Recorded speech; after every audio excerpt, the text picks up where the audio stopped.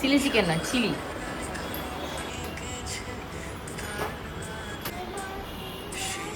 আজকের ব্লগটা কিন্তু ভীষণ ইমোশনাল হতে চলেছে, কারণ দিনের শুভ সূচনা যদিও আমার হাসি মুখ দিয়ে হয়েছে, বাট এন্ডিংটা হাসি মুখ দিয়ে হবে না।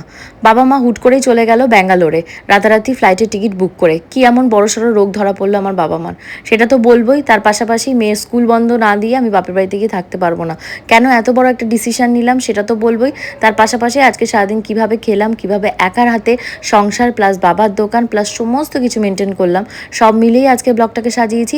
হোপফুলি তোমাদের ভীষণ ভালো লাগবে। কিছু কিছু সময় থাকে জানো তো, যখন নিজের ইচ্ছা মতন বা মর্জি মতন কোনো কিছু হয় না। এখন আমার সময়টা সেরকম যাচ্ছে, যেটা চাইছি সেটা তো করতেই পারছি না, বাট যেটা করে রেখে দিয়েছি সেটা বরঞ্চ নষ্ট হয়ে যাচ্ছে। ভেবেছিলাম মেয়ে স্কুলে ঠিকঠাক মতন এই সপ্তাহটা যাব, কিন্তু হুট করেই বাবা মাকে যেতে হলো ব্যাঙ্গালোরে।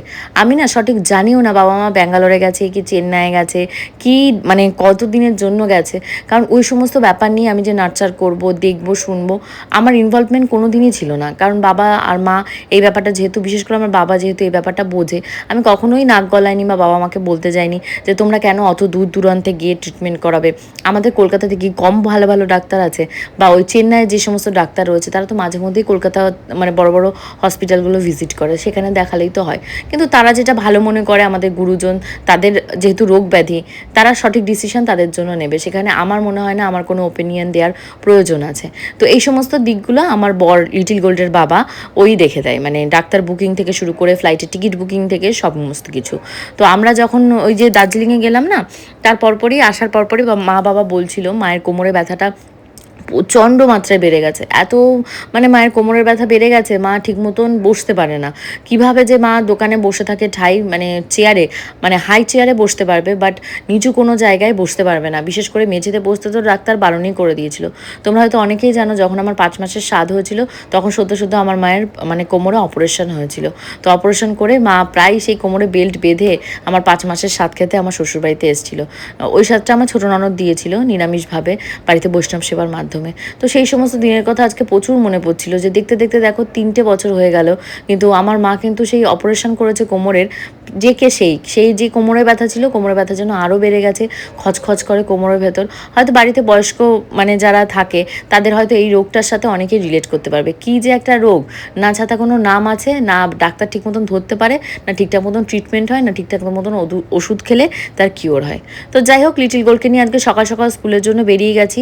লিটিল গোল্ডের স্কুলটা আমি কামাই করতে চাই না, কারণ এনার্জি কী হয় বলো তো, এমন একটা জিনিস যখন আসবে তুমি যদি সেই এনার্জির মিসইউজ করো, লস করো, তাহলে সেই মানে বাকি যে দিনগুলো আসবে ব্যাক টু ব্যাক, সেগুলো ওই লো ডাউন এরকমই যাবে। তো আমি চাইছি না, মানে সপ্তাহ শুরু হয়েছে ভালোভাবেই হোক, নাহলে চাইলে অন্যান্য বারের মতন যেহেতু লিটিল গোল্ডের স্কুল থাকতো না, কিছুই থাকতো না, আমি তো বাপের বাড়িতে ধরো 2-5 দিন আগে থেকে শিফট করতাম।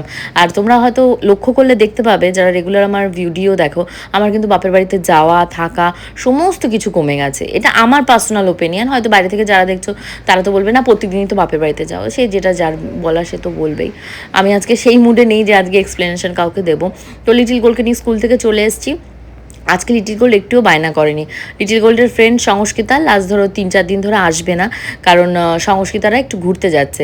তাই লিটিল গোল্ডকে আমি বলছিলাম যে এই 4-5 দিন কিন্তু আমাদের স্কুলে যেতেই হবে। হয়তো মেবি আমি কন্টিনিউ করতে পারবো না, কারণ পূজা, আমার বর বারবারই বলছে যে মেয়ে যেহেতু ছোট ক্লাসে পড়ে, এত পড়াশুনো নিয়ে মাথা ঘামানো তো দরকার নেই, হোক আর 2 বছর যাক, তারপর পড়াশোনার প্রতি কনসেন্ট্রেশন করাটা দরকার। বাট আমার একটাই ওপিনিয়ন, কেউ যেন এই কথা বলতে না পারে যে আমার নিজস্ব এই ইউটিউব ফেসবুক করতে গিয়ে আমার মেয়েটা স্পয়েল হয়ে গেছে। পুজো টুজো সমস্ত দেওয়া হয়ে গেছে। আজকে হেয়ার ওয়াশ করেছিলাম, কালকে যেহেতু আমাকে পিয়া এসে সাজিয়েছিল, তো সাজিয়ে তো একার টেকার অনেক কিছু স্প্রে দিয়েছিল, যার জন্য হেয়ারটা পুরো ড্যামেজ হয়ে যেত যদি আজকে হেয়ার স্প্রে মানে ওয়াশ না করতাম। যদিও আজকে মঙ্গলবার, কিছু করার নেই। লিটিল গোল্ড ঘুমাচ্ছে, আমিও ঘুমিয়েছিলাম, ঘুম থেকে উঠে এখন লিটিল গোল্ডে খিচুড়ি হয়ে গেছে।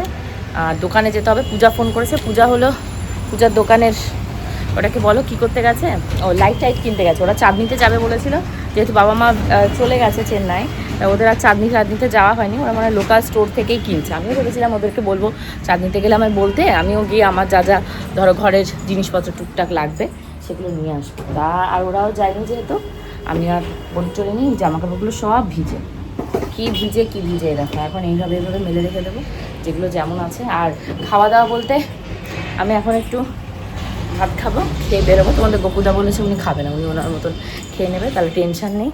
তো চলো এখন লিটিল গোল্ডকে তুলি আর বিরিয়ানিটা খাই। এই নিয়ে লিটিল গোল্ডের বাবা মনে হয় 10তম বার আমাকে ফোন করলো। এর ভেতরে 4বার ফোন ধরেছে আর বাকিবার ফোন রিংই হয়ে গেছে। কি ধরে কি বলবো, আমি রেডি হচ্ছি, আসছি।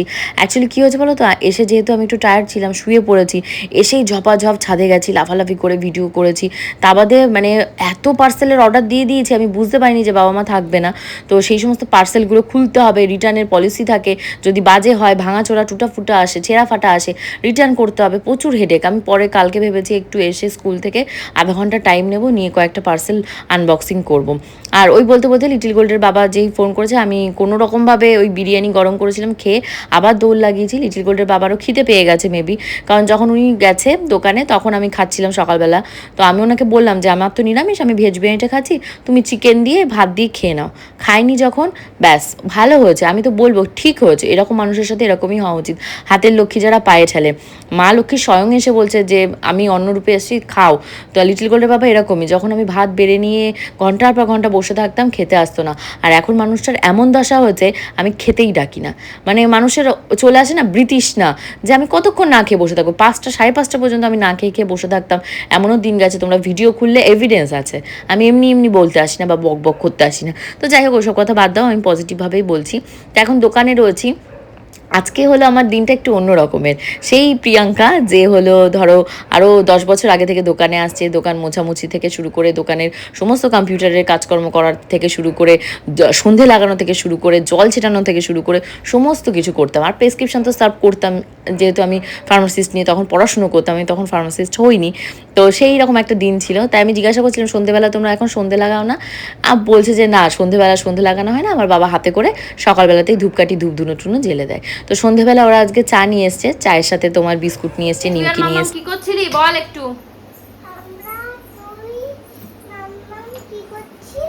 হ্যাঁ,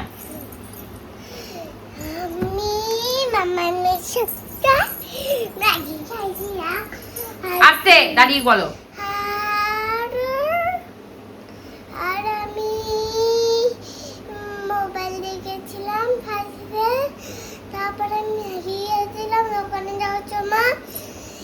তারপরে আমি মামামেরও সামনে ভিডিও করে গেল। তারপরে নাস্তিয়া কাটু চলে গেল মা স্বর্ণ। তারপরে আমি মামামের পাশে আমি শুয়ে মোবাইল দেখছিলাম। তোকে কিছু খেতেও দিল না? হ্যাঁ, খেতে দিল ম্যাগি। ও, ম্যাগি একটা খাদ্য? সকালেও ম্যাগি, বিকালেও ম্যাগি, তুই তো ভালোই ম্যাগির উপর বেঁচে আছিস। সকালে টিফিনে কি খেয়েছিলি মনে আছে? ম্যাগি। আর দুপুরে লাঞ্চে কি খেলি? ম্যাগি। রাতে কি খাবি? ম্যাগি। বাহ বাহ ওয়াও।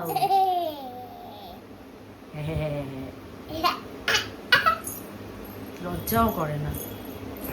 মাদের ফ্লাইট ছিল তোমাদের ভোর মনে হয় 4:30 5টা, নামতে নামতে ধরো ওরকম 7:30 8টা বেজেছে। মারা ব্যাঙ্গালোর ইয়েতে নেমেছে, যেটা এয়ারপোর্ট রয়েছে। তো ওখান থেকে মাদের যেখানে এবার ডাক্তারটা দেখাচ্ছে, এক্স্যাক্টলি আমি জানিও না কোথায়, আমি শেয়ার করতে পারছি না।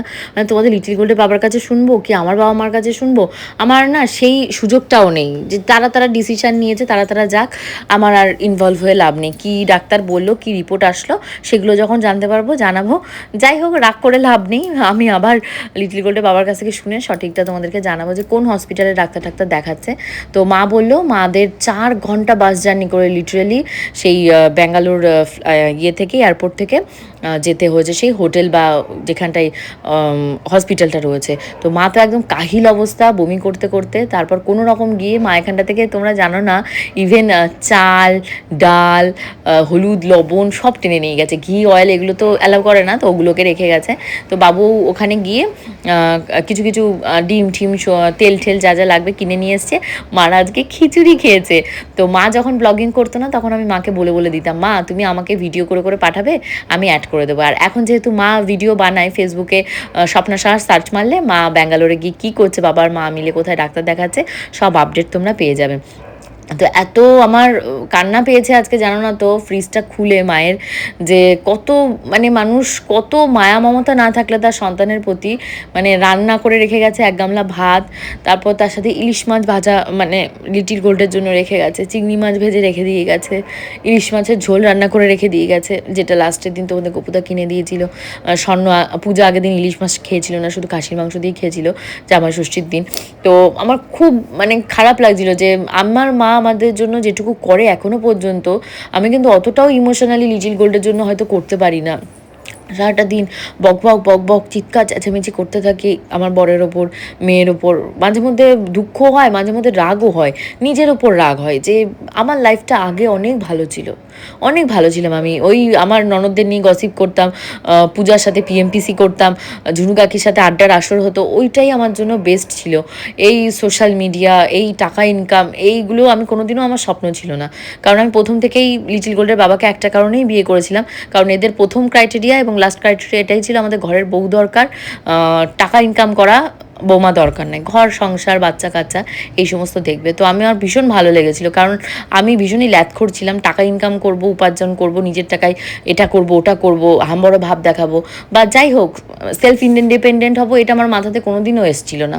এখন যখন হয়ে গেছি না, এই প্রেশারটা জাস্ট আমি নিতে পারছি না, যে সেলফ ইন্ডিপেন্ডেন্ট হলে যে কতটা যেমন অ্যাডভান্টেজ রয়েছে, এর কিন্তু প্রচুর ডিসঅ্যাডভান্টেজও আছে। যারা সেলফ ইন্ডিপেন্ডেন্ট তারা কিন্তু আমার সাথে এগ্রি করবে।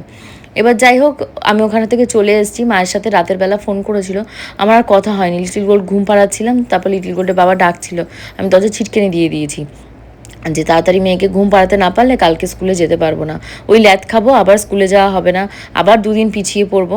তো যাই হোক, এই রাতের বেলা এসে যা যা বাসনপত্র রয়েছে কালকে টিফিনে যা দেবো সেগুলো সব গুছিয়ে রাখছি, লিটিল গোল্ডের ব্যাগপত্র, ওদের আজকে কোনো হোমওয়ার্ক দেয়নি, তো সেই সমস্ত গুছিয়ে টুছিয়ে দেখে টেকে রেখে দিয়েছি, যাতে সকালবেলা লিটিল গোল্ডের স্কুলে যাওয়াটা আমার ইজি হয়। নাহলে সমস্ত মেসি যদি হয়ে থাকে না, কোনো কিছু আমি সামলে সেই 1 ঘন্টার ভেতর কমপ্লিট করতে পারি না। তারপর তো আমার ভিডিও বানানো আছে, আমি তো সবসময় স্বীকার করি, হ্যাঁ আমি ভিডিও বানাই, প্রাউডলি বলছি ভিডিও বানাই, তো কি হবে, ভিডিও বানানোটা কি অপরাধ, না আমি মানে ফাঁসিতে চড়িয়ে দেওয়া হবে? ভিডিও বানাই, তোমরাও বানাও, যারা আমাকে বলছো ভিডিও বানাও ভিডিও বানাও। তো যাই হোক, আজকে দেখো স্কুল থেকে একটা স্পেশাল জিনিস নিয়ে এসেছি, সেটা হলো কারি পাতা। আমরা যে টিম হয়েছি না, যেখানে আমরা বসি, আমরা সবাই ফ্রেন্ড হয়ে গেছি, তো ওখানে আর একটা ফ্রেন্ড আছে, সে নিউ ইয়র্কপুরেই থাকে, ওদের বাড়িতে প্রচুর জায়গা, নিম পাতা কারি পাতা সব নিয়ে এসেছে, তা আমি আবার চেয়েই নিয়েছি ওর কাছ থেকে, এই আমাকে একটু দাও তো। তো নেওয়ার পর আবার দেখছি আশেপাশে আমার যারা আরও অন্যান্য ফ্রেন্ড রয়েছে সবার সাথে শেয়ার করে টোরে, দেখো আমার কাছে এই কটা রয়েছে, সংস্কৃতার মাকে কটা দিয়েছি, বলেছি সবাই খাওয়া দাওয়া করো। তো আসার সময় মানে দোকানে যখন বসেছিলাম, একজন আমওয়ালা এসছে, আমার মা মনে হয় ওর কাছ থেকে আম নেয়, আমাকে আবার জোর করে 100 টাকায় আমাকে 3টে আম দিয়ে গেছে।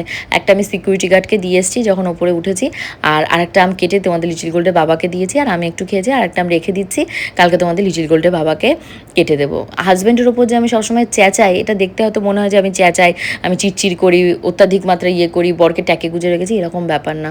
কেন চিৎকার করি সেটা লিটিল গোল্ডের বাবাও খুব ভালো করে জানে, আর আমিও জানি, কারণ আমার এই চিৎকারটা বন্ধ হয়ে যাওয়া মানে লিটিল গোল্ডের বাবার মানে আরও মানে যা এখনও রয়েছে তার থেকে আরও 10 ডবল বেড়ে যাবে। ওনার চিৎকার করার লোক এক ছিল আমার ছোটো ননদ, সে তো এখন স্টপ হয়ে গেছে যেহেতু মায়াপুরে রয়েছে, সে আবার বাড়িতে আসলে লিটিল গোল্ডের বাবা আবার সোজা পথে আসবে। চলো এখন ঘুমোতে হবে, লিটিল গোল্ড অলরেডি ঘুমিয়ে পড়েছে, ঘন্টাখানেক হয়ে গেছে, আমি এখন ঘুমোতে যাব। Good night, by.